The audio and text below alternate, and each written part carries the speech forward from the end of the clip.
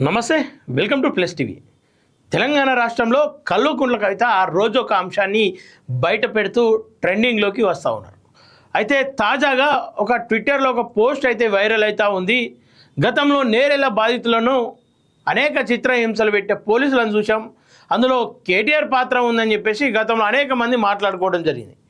ఈరోజు కల్వకుంట్ల కవిత దీని అంతటికీ కారణం సంతోష్ రావే, ఆయన చేసిన అరాచకాలు ఇంత అంత కాదు, ఆయన ఏదైతే ఇసుక దందాకు పాల్పడ్డాడో ఆ ఇసుక దందాలో నడుస్తున్నటువంటి టిప్పర్ల కింద పడి కొంతమంది రైతులు ఆ ప్రాంత వాసులు చనిపోతే దాన్ని గ్రహించిన గ్రామస్తులు ఆగ్రహానికి గురై ఆ లారీలను తగలబెట్టారు.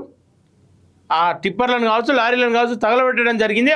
దాని తర్వాత ఎవరైతే ఆ పోలీసులు ఆ సంతోష్ రావు ఉన్నాడో అందరూ కలిసి అక్కడ ఉన్నటువంటి కొంతమందిని ఏదైతే ఆ కార్యక్రమంలో పాల్గొన్నారో వాళ్ళను అరెస్ట్ చేసి వాళ్ళను చిత్రహింసలు పెట్టారు. అందులో ఒక వ్యక్తి కూడా మరణించడం జరిగిందని చెప్పేసి కల్వకుంట్ల అయితే చెప్తుందో ఒకసారి ఆ ట్విట్టర్లో రాసినటువంటి పోస్ట్ చదివే ప్రయత్నం చేద్దాం. నేరాలు హ్యాపీరావు ఘోరాలు. 10 ఏళ్ల పాటు అధికార స్థానానికి అత్యంత చేరువుగా ఉన్న హ్యాపీరావు సాగించిన నేరాలు ఘోరాలు అన్నీ ఇన్ని కాదు. నేరాలలో దళితులపై హ్యాపీరావు అండ్ కో సాగించిన అరాచక హత్యాకాండను జాతీయ ఎస్సీ కమిషన్ తన నివేదికలో కళ్ళకు కట్టినట్టుగా వివరించింది అని చెప్తా ఉన్నారు. ఇందులో గతంలో కేటీఆర్ పాత్ర ఉందని చెప్పారు. ఇప్పుడైతే సంతోషరావు పాత్ర అని చెప్తా ఉన్నారు. సరే, ఏదేమైనప్పటికీ వాస్తవాలను ఎస్సీ కమిషన్, నేషనల్ కమిషన్ ఏదైతే ఉందో అది బయట పెట్టిందని చెప్తా ఉన్నారు. సిరిసిల్ల జిల్లా చిర్లవంచ కోదుపాక ప్రాంతాల నుంచి నిత్యం వందలాది లారీలు టిప్పర్ల ద్వారా హ్యాపీరావు పెద్ద ఎత్తున ఇసుకను కొల్లగొట్టాడు. ఈ లారీలు టిప్పర్ల వల్ల జరిగిన 42 ప్రమాదాల్లో మొత్తం 4 చనిపోయారు. ముఖ్యంగా 2017 జూలై 2న నేరెళ్లకు చెందిన ఎరుకల భూమయ్య అనే వ్యక్తిని ఇసుక లారీ ఢీకొట్టడంతో అక్కడికక్కడే మృతి చెందాడు. దీంతో తీవ్ర ఆగ్రహానికి గురైన స్థానికులు 5 ఇసుక లారీలను తగలబెట్టారు.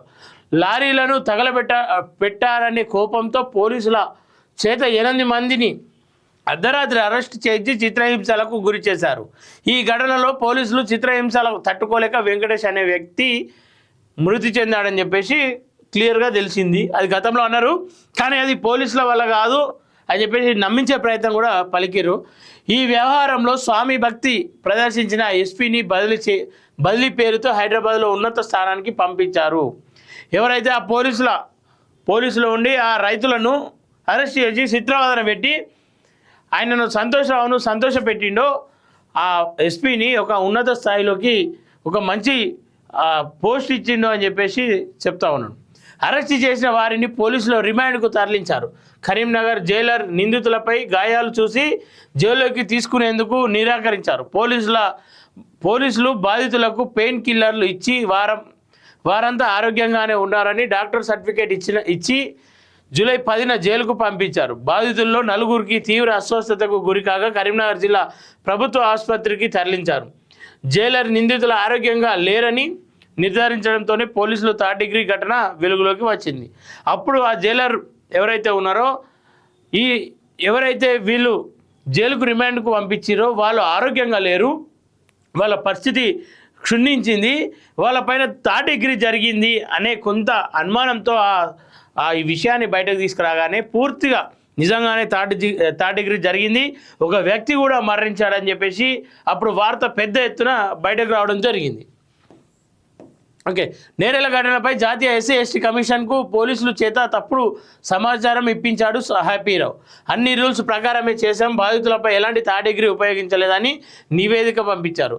హ్యాపీరావు ప్రలోభాలకు తలగి పోలీసులు తప్పుడు రిపోర్ట్ ఇచ్చారని గుర్తించిన జాతీయ ఎస్సీ ఎస్టీ కమిషన్ నేరుగా రంగంలోకి దిగింది. నేరెళ్ల బాధితుల నుంచి వాగ్మూలాలు సేకరించింది. హాస్పిటల్ రిపోర్టులు, ఇతర ఆధారాలు పరిశీలించినప్పుడు హ్యాపీరావు కనుసన్నల్లో పోలీసులు చేసిన అరాచకాలు బయటపడ్డాయి. అధికారాన్ని అడ్డం పెట్టుకొని రాష్ట్ర ఖజానాకు సహజ వనరులను కొల్లగొట్టిన హ్యాపీరావు తన అక్రమ దందాకు అడ్డు తగులుతున్నారని 7 దళిత యువకులను జీవోత్సవాలుగా మార్చాడు. తన దహనానికి అమాయక ప్రజలు ప్రాణాలను బలిపెట్టారని చెప్తా ఉన్నారు. ఒకసారి డీటెయిల్గా చూసే ప్రయత్నం చేద్దాం. దానికంటే ముందు కల్వకుంట్ల కవిత చెప్పింది గతంలో కాళోజీ సీనన్న కావచ్చు, ఇంకా అనేక మంది రగన్న కావచ్చు, మల్లన్న కావచ్చు, అనేక మంది ఈ విషయాన్ని బయటకు తీసుకొచ్చే ప్రయత్నం చేశారు.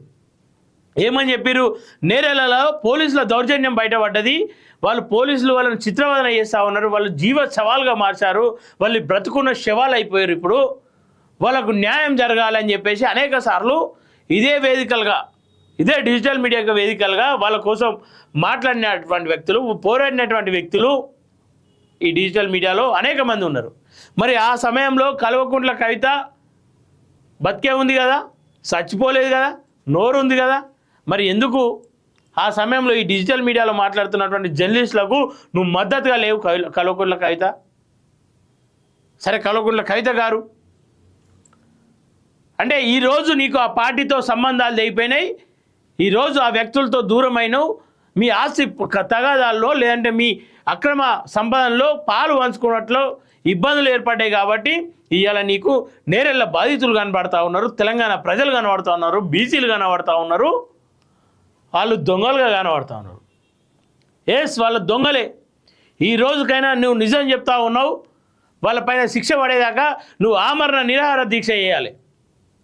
ఎందుకంటే నిందితులను బయట పెట్టడం కాదు, నిందితులకు శిక్ష పడేంత వరకు నువ్వు పోరాటం చేయాలి.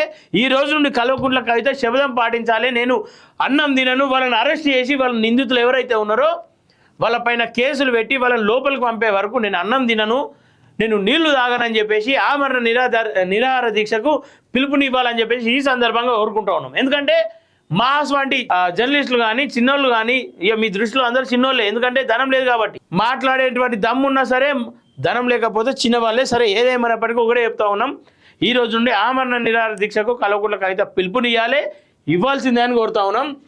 ఇక్కడ ఫైల్ నెంబర్ చూద్దాం ఒకసారి. ఫైల్ నెంబర్ 3/33/17 అని చెప్పేసి క్లియర్ మెన్షన్ చేశారు. News paper reported the police have tortured 7 SCs in jail of Nerella and Thanganapalli mandal, Rajanna Sirisilla district. అక్కడ క్లియర్గా చెప్తా ఉన్నారు, రాజన్న సిరిసిల్లకు సంబంధించిన జిల్లాలో తంగనపల్లి మండలంలోని నేరెళ్లలో 7 SCలు జైల్లో ఇబ్బందులు పడ్డారని చెప్పేసి రిపోర్ట్లో రాశారు. The issue create much statewide protest by all opposition parties. State Office Hyderabad immediately awaited the report from Collector and District Magistrate Superintendent of Police in report to District Administration denied police torture అని చెప్పి చెప్తా ఉన్నాను. ఆ report collector, ఆ జిల్లా collector కావచ్చు, ఆ జిల్లా మెజిస్ట్రేట్ కావచ్చు, ఆ జిల్లాకు సంబంధించిన సూపరింటెండెంట్ ఆఫ్ పోలీస్ SP కావచ్చు, వీళ్ళందరి సమక్షంలో రిపోర్ట్ తీసుకునే ప్రయత్నం SC/ST commission, national SC/ST commission చేసే ప్రయత్నం చేస్తే అడ్మినిస్ట్రేషన్ క్లియర్గా చెప్పిందంట పోలీస్ టార్చర్లోనే ఇది జరిగిందని. ఇక్కడ ఒకటి చెప్తా ఉన్నా, గతంలో SC/ST కమిషన్గా ఉన్నటువంటి వ్యక్తి నేషనల్ కమిషన్ వచ్చేంత వరకు ఆ కేసును ఎందుకు బయటకు తీయలేకపోయిండు, ఆ కేసు పైన ఎందుకు చర్యలు తీసుకోలేకపోయిండు, SCల పక్షాన ఎందుకు నిలవలేడు, ఇది కూడా ఒకసారి ఆలోచించాలి. పార్టీల ద్వారా వస్తున్నటువంటి SC/ST కమిషన్లు కావచ్చు, నేషనల్ అంటే సరే ఏదేమైనప్పటికీ స్టేట్లతో సంబంధం లేదు కాబట్టి వాళ్ళు కొంతవరకు మంచిగానే బిహేవ్ చేస్తారు అనుకోవచ్చు. ఈ స్టేట్లో ఉన్నటువంటి SC/ST కమిషన్ సరే అప్పుడు పార్టీ తరపు నుండి అదే పార్టీకి సంబంధించిన వ్యక్తులు కాబట్టి నోరు కూడా మెదిపే ప్రయత్నాలు చేయరు. ఏమన్నా అంటే మేము కష్టపడ్డాం, అనేక రివ్యూలు పెట్టినాం, ఇవి చెప్తారు. It is reported that about 1,000 strong persons. It is reported that about 7 strong persons burned 5 lorries అని చెప్పి చెప్తా ఉన్నాం. 2వ తారీఖు 7వ నెల 2017లో 5 లారీలను అడ్డుపెట్టిరు, 1000 మంది కలిసి వాళ్ళని పోలీసులు చెదిరివేసే ప్రయత్నం చేసిరు. అందులో ఒక 8 మందిని స్ట్రాంగ్ పర్సన్స్ ఎవరైతే ఉంటారో అందులో ఒక 8 మంది యువతను ఏ రోజు 4వ తేదీ 7వ నెల 2017లో పికప్ చేసిరు పోలీసులు. అందులో కొంతమంది SCలు ఉన్నారు, కొంతమంది BCలు ఉన్నారు, మొత్తం 8 మందిని అరెస్ట్ చేశారు. సో ఇలా క్లియర్గా అనిపిస్తూ ఉంది. Honourable member Shri K. Ramulu visited the spot on 26/7/2017 and held a public hearing after that DO letter was addressed by honourable member of chief secretary of state government అని చెప్పి చెప్తా ఉంది. ఇందులో 8 మందిని క్లియర్గా అరెస్ట్ చేసిరు. అందులో ఒకరు పోలీసుల టార్చర్ వల్ల చనిపోయిండు, ఇక్కడ మెన్షన్ చేశారు. 8 persons have tortured by police, out of which 3 are SCs and remaining 5 are BCs. These incidents happened on 4/7/2017 but recorded arrest on 7/7/2017. Shri Venkatesh అనే వ్యక్తి చనిపోయిండు. ఇగో ఇక్కడ క్లియర్గా మెన్షన్ చేశారు, డెడ్ ఇన్ జుడిషియల్ అని చెప్పేసి చెప్తా ఉన్నారు. ఆయన అందులోనే చనిపోయిండు అని చెప్పేసి చెప్తా ఉన్నారు. ఇగో ఇక్కడ క్లియర్గా చెప్తా ఉన్నారు, ఇది సంతోష్ రావు అని చెప్పేసి చెప్తా ఉన్నారు. ఎంపీ సంతోష్ రావు ఎవరైతే ఉన్నారో వాళ్ళ ఇక్కడ మెన్షన్ చేసిరు. సో ఎంపీ సంతోష్ రావు అని చెప్పేసి అందులో రిపోర్ట్లో ఉంది. ఏదేమైనప్పటికీ కల్వకుంట్ల కవిత సరే లేట్గా సోయి వచ్చినా ఎట్లా సోయి వచ్చినా మొత్తం మీద సోయికి అయితే వచ్చినట్లు అనిపిస్తూ ఉంది. దయచేసి ఆలోచించాలి రాష్ట్ర ప్రజలు కూడా.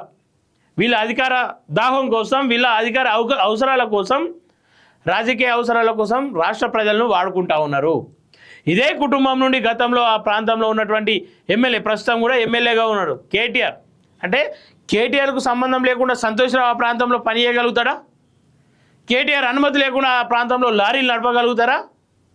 సంతోష్ రావు పాత్ర లేదని కాదు, కానీ కేటీఆర్ పాత్ర కూడా ఉంటుంది. సో ఎంక్వైరీ ఏదైతే ఉందో ఇప్పుడు మళ్ళీ ఈ కేసును రీఓపెన్ చేయాలి. ఆ బాధితులను ఒకసారి కలిసి రావాలి. ప్రస్తుత గవర్నమెంట్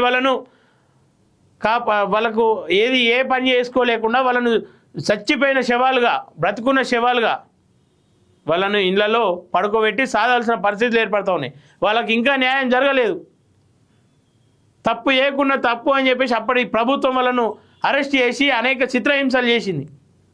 మరి ఎందుకని చెప్పేసి రేవంత్ రెడ్డి ఈ కేసును ఇంకా సీరియస్గా తీసుకుంటలేడు?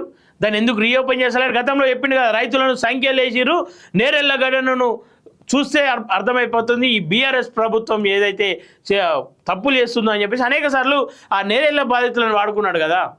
సో ఇప్పుడు ఆ బాధితులకు అండగా నిలబడాల్సిన అవసరం ఉంది. ఎందుకని చెప్పేసి సంతోష్ రావును కాపాడుతూ ఉన్నాడు, ఎందుకని చెప్పేసి బీఆర్ఎస్ తప్పులను బయటకు వెతుకలేడు. రేవంత్ రెడ్డి మిమ్మల్ని డిమాండ్ చేస్తూ ఉన్నాం, ఖచ్చితంగా ఆ కేసును మళ్ళీ రీఓపెన్ చేయాలి, ఆ బాధితులకు న్యాయం చేయాలి, తప్పు ఎవరైతే చేసారో వాళ్ళకు శిక్ష పడాలి. ఎందుకంటే ఇప్పుడు అధికారంలో ఉన్న వాళ్ళకు కూడా భయం ఉంటుంది. మన అధికారం ఉన్నంతసేపే మన ఆటలు సాగుతాయి, అధికారం పోయిన తర్వాత మన ఆటలు సాగవు, అరెస్టులు తప్పవు, మనం తప్పులు చేయొద్దు అన్న సోయికి ఇప్పుడున్న నాయకులు రావాలి, మళ్ళీ రాబోతున్న నాయకులు కూడా రావాలి. ఈ సంఘటన తర్వాత, మీరు చేసే పని తర్వాత మీకు నిజంగానే చిత్తశుద్ధి ఉంటే, మీకు నిజంగానే రాష్ట్ర ప్రజలపైన ప్రేమ ఉంటే, మీరు నిజంగానే గతంలో చెప్పినటువంటి మాటలన్నీ వాస్తవాలైతే, మళ్ళీ మీరు అధికారంలోకి వస్తారని చెప్పేసి మీకు నమ్మకం ఉంటే, ఫస్ట్ ఈ ప్రజలకు జరుగుతున్న అన్యాయాలు, ఈ ప్రజలకు ఎవరైతే నేరెళ్ళ బాధితులకు ఉందో ఆ నేరెళ్ళ బాధితులను అరెస్ట్ చేసే ప్రయత్నం బాధితులను అరెస్ట్ చేసి కొట్టినటువంటి పోలీసు అధికారులపైన, అరెస్ట్ చేసిన సందర్భంలో సహకరించినటువంటి నాయకులపైన, అప్పుడు ఎవరైతే ప్రలోభాలు పెట్టి వాళ్ళ కేసును డైవర్ట్ చేయాలని ప్రయత్నాలు చేసిరో వాళ్ళందరిపైన చట్టరీత్యంగా చర్యలు తీసుకోవాలి. చట్టరీత్యా చర్యలు తీసుకొని వాళ్ళను మళ్ళీ అరెస్ట్ చేసి వాళ్ళ కేసును మళ్ళీ రీఓపెన్ చేసి వాళ్ళను బయటకు రాకుండా వాళ్ళ శిక్ష పడేటట్టు నువ్వు చేసినట్లయితే నీ పైన నమ్మకం వస్తుంది. రేవంత్ రెడ్డి గారు దయచేసి ఆలోచించండి. గతంలో మీ మాటలు నమ్మిర్రు, నేరెళ్ళ బాధితుల సంఘటన కావచ్చు, నిరుద్యోగ సమస్య కావచ్చు, ఇంకా అనేక సమస్యలపైన రేవంత్ రెడ్డి మాటలు నమ్మి అప్పుడున్న సర్పంచ్లకు ఇబ్బందులు కలిగితే నీ మాటలు నమ్మిర్రు. వాళ్ళందరి నమ్మకాన్ని నిలబెట్టుకోవాల్సిన బాధ్యత నీ మీద ఉంది. ఏదో అడపదడప మాటల హామీలు ఇచ్చినాం, 5 ఏళ్ళు రాజకీయం వెళ్దాం, మళ్ళీ 2 ఏళ్ళు రాగానే ఏదో ఒక వాళ్ళకు హామీలలో చిన్న చిన్న నెరవేర్చినట్టు నమ్మకాన్ని నమ్మించే ప్రయత్నం చేసి వాళ్ళను ఏదో ఒక రకంగా మళ్ళీ ఓటు బ్యాంకుగా మార్చుకునే ప్రయత్నాలు చేయాలనుకుంటే అది పొరపాటు. తెలంగాణ రాష్ట్ర ప్రజలు మేలుకుంటారు కూడా, ఇంకా చైతన్యవంతులు అవుతారు. సో దయచేసి ఆలోచించాలి. రేవంత్ రెడ్డి గారు ఈ కేసును సీరియస్గా తీసుకొని నేరెళ్ళ బాధితులకు న్యాయం జరిగి అందులో ఎవరైతే అక్రమంగా వాళ్ళని ఇబ్బంది పెట్టిరో, వాళ్ళను జీవోత్సవాలుగా మార్చిరో వాళ్ళను అరెస్ట్ చేసి వాళ్ళపైన శిక్ష పడేదాకా మీరు నిద్రపోవద్దు. వాస్తవానికి మిమ్మల్ని అధికారంలోకి తీసుకొచ్చిన అనేక అంశాల్లో వీళ్ళ అంశం ప్రధానమైనది. కల్వకుంట్ల కవిత గారు కూడా మై హంబుల్ రిక్వెస్ట్ చెప్తా ఉన్నా, మీరు దయచేసి ఆమరణ నిరాహార దీక్ష చేపట్టండి. ఈ రోజు నుండే మీ ఇంటి నుండే ప్రకటించండి. దానికి సంపూర్ణంగా మద్దతు చేస్తాం. కవరేజ్కి నిత్యం మేము మీ ఇంటికి వచ్చి కవరేజ్ చేస్తాం. ఏదైతే ఆమరణ నిరాహార దీక్ష ఉందో అది రాష్ట్ర వ్యాప్తంగా, దేశవ్యాప్తంగా తెలియజేసే విధంగా మేము ప్రయత్నం చేస్తాం. ఏదైతే ఈ దేశంలో లిక్కర్ కేసు అని చెప్పేసి, లిక్కర్ రాని అని చెప్పేసి నీ మీద ఒక ముద్ర పడ్డదో ఆ ముద్రను తొలగించే ప్రయత్నం చేద్దాం. ఇక లిక్కర్ రాని మాత్రమే కాదు, ఈమె నిజమైన రాణి అని చెప్పేసి చెప్తాం, రైతుల రాణి అని చెప్పేసి చెప్తాం, పేద ప్రజల రాణి అని చెప్పేసి చెప్తాం. నీ మీద లిక్కర్ ఏదైతే లిక్కర్ స్కామ్ అని చెప్పేసి పడ్డదో దాన్ని రూపుమాపుదాం. నీ సరే తప్పులు అందరూ చేస్తారు, తప్పులు తెలుసుకొని ఆ తప్పులు సరిదిద్దుకునే ప్రయత్నం చేయాలి. ఇక నీకు మంచి అవకాశం వచ్చింది కవిత గారు. సో దయచేసి మీరు ఆ నేరాల బాధితులకు అండగా ఉండి వాళ్ళ తరఫున మీరు ఆమరణ నిరదీక్ష చేపట్టాలని చెప్పేసి మనస్ఫూర్తిగా కోరుకుంటా ఉన్నాను. మీకు మా పూర్తి సంపూర్ణ మద్దతు ఉంటుంది, మీరు చేయాల్సిందే అని చెప్పేసి కోరుకుంటా ఉన్నాను. ఇట్లనన్నా ఆ గతంలో ఉన్న ప్రభుత్వంలో మీరు చేసినటువంటి పాపాలు రూపుమాపితే దేవుడు మిమ్మల్ని కనికరిస్తాడు, మీ పాపాలకు విముక్తి దొరుకుతుందని చెప్పేసి మనస్ఫూర్తిగా కోరుకుంటున్నాను. Thank you everyone.